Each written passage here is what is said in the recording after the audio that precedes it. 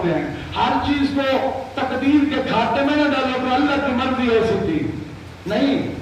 और कुछ मुसीबतें रिवायात में मिलता है ऐसी हैं जो हमारे गुनाहों की वजह से नाज़िल होती हैं।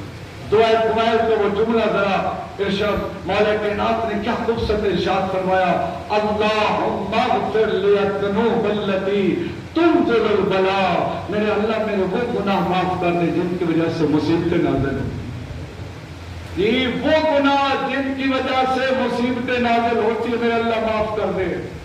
रिवायात में मिलता है उन गुनाहों में से एक गुनाह माँ बाप को तकलीफ देना, माँ बाप का दिल गमगीन करना, माँ बाप को दुख देना, ये वो ऐसा गुनाह है जिसकी वजह से अल्लाह मुसीबत नाज़िल देता है, जिंदगी में बरकत नहीं रहती अगर कोई माँ बाप को तकलीफ है।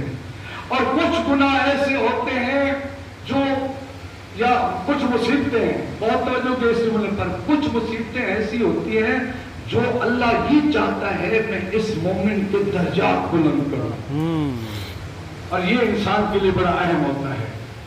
कभी कभी एक शख्स बीमार हो जाता है, पर हम कहते पता नहीं कौन से गुनाह उनका कफारा दे रहा है। लाजमी नहीं है कि हर मुसीबत किसी गुनाह की वजह से हो। अल्लाह किसी को दुख देता है, अल्लाह चाहता है मैं अपने इस बंदे के दर्जात बुलंद करूं।